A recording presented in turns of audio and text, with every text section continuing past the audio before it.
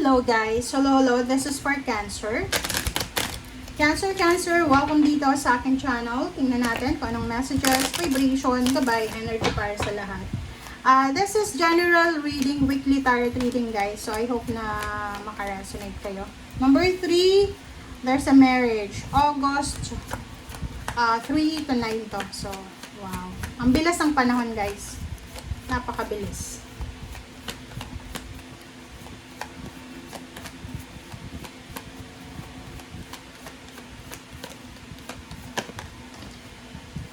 Okay.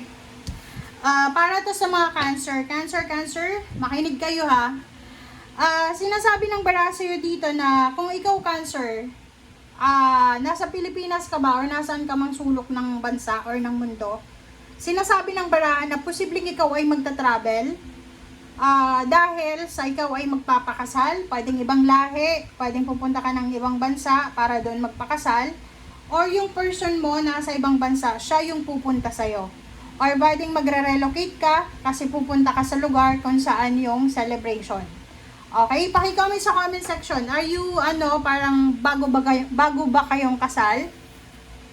Kasi pwedeng yung linggong ito is honeymoon period nyo to na kailangan yung mag-travel.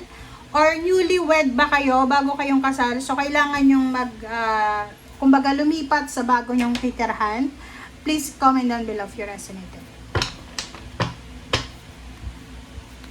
Or pwedeng OFW ka, so you're going home to the Philippines para magpakasal. Comment down below.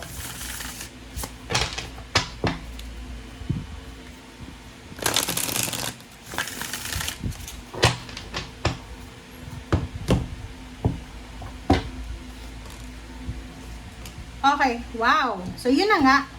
So, this message Cancer ay nagsasabi na isang risky na desisyon, isang risky na action ang posibleng gagawin mo this week na posibleng makakatulong sa'yo para magbago ang buhay mo. Bagong mundo, bagong buhay. So, yun, sinasabi ng bara, pwedeng this one is lilipat ka ng bahay, lilipat ka ng residence, lilipat ka ng lugar, pwedeng ibang bansa yan, or pwedeng sa international or local. Bagong residence, bagong environment, bagong lingwahe, bagong culture. Basta malaking pagbabago yan. Okay? From single to married, parang ganon. Wow! Congratulations guys. Oh, diba? Tingnan nyo na. Ang linggong ito ay sobrang exciting para sa mga Cancer. Kasi unang-una tingnan mo, sinasabi na there's a parang destiny. Destiny na travel. There's a lump sum of money. Magta-travel ka, exciting to So, parang yun na nga, pwedeng papunta ka sa ibang bansa for work, for business, for vacation, or pwedeng pupunta ka sa ibang lugar, sa ibang bansa, international or local, para lumipat ng bahay, para baguhin yung residence mo, or whatsoever man. Diba? 9 of Pentacles. So, yung 9 of Pentacles mo, nagsasabi yan na may mga financial wishes ka na posibleng matupad sa linggong ito. Okay? There's a financial wishes ka na posibleng matupad sa linggong ito. So, congratulations in advance sa lahat ng mga Cancer. Kasi, yung matagal nyo ng pangarap sa buhay ay posibleng ma-fulfill nyo this week. Okay? Congratulations. So, sinasabi ng barasa nyo dito, yung mga matatagal nyo nang hinihintay, it's either lump sum of money, promotion, salary increase, kontrata, ano ba yan? Lahat ng hinihintay mo ay mabilis na darating sa inyo sa linggong ito. Okay? Kaso lang, sinasabi ng bara sa'yo, may konti kang takot. Lalo na, syempre, natural yan. Halimbawa, yung linggong ito ay paalis ka na, papunta kang ibang bansa. Syempre, matatakot ka kasi bago ka pa lang. Lalo kung first timer ka na OFW. Syempre, may konti kang takot. Pero, sinasabi ng bara sa'yo, manageable naman. Okay? Yung iba sa inyo dyan, sinasabi ng barahan na magkakaroon na kayo ng peace of mind. For several years siguro kayo na namumroblema sa finances, sa relationship. Sabi ng barahan na makakapahinga ka na. Okay?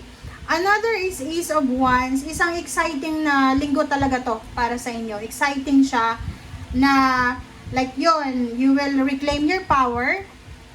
Siguro, pwedeng halimbawa ito, sabihin na natin, ilang buwan kang unstable yung finances mo, unemployed.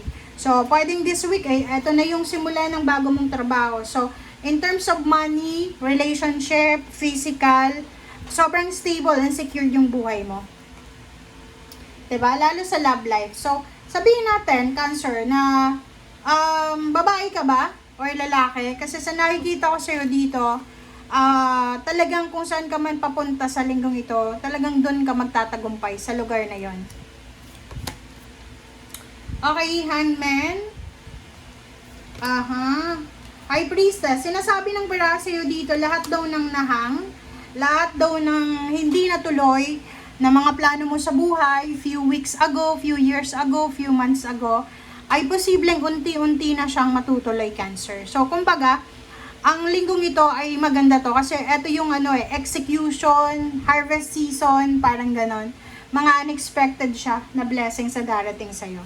Okay, 'di ba? Sabi ng bara sa'yo dito, your dreams, fulfillment of your dreams. Maraming blessings ka na matatanggap, Cancer, regarding sa pangarap mo sa buhay. But be careful kasi since you will be lucky and you will be prosperous sa linggong ito, maraming Page of Swords na makakasalamuha ka.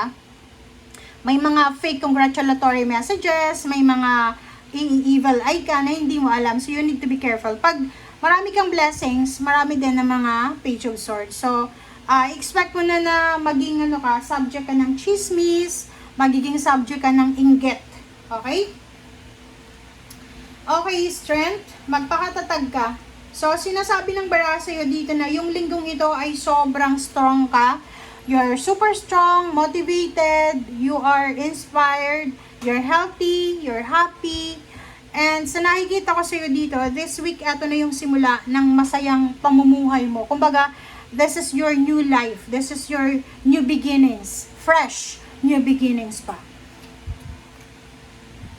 Okay. Okay, so sa love life naman, guys, doon sa mga Cancer na medyo nagsasuffer na kayo sa love life nyo, sabi ng bara sa inyo dito, there's an opportunity na makatagpo ka ng bagong love life. There's an opportunity na makatagpo ka ng bagong magmamahal sa'yo. Ano yung ibig sabihin niya? So, unexpected siya, pwedeng may mga makakapansin sa'yo. Pwedeng yun, like, may magkaka-crush sa'yo, or pwedeng may magkakagusto sa'yo. Kung ikaw naman ay pagod na sa mga obligations, duties, and responsibilities mo sa buhay, huwag kang mahihiya na humingi ng tulong, huwag kang mahihiya na humingi ng assistance. Kasi sa nakikita natin dito, may mga Cancer na kahit pagod na kayo, sige nang sige. So, dito sa baraha mo, you need to ask help, okay? Ask help kung kinakailangan. Huwag mong sarilinin yung mga obligations mo or mga problema. Thank you, guys. Bye!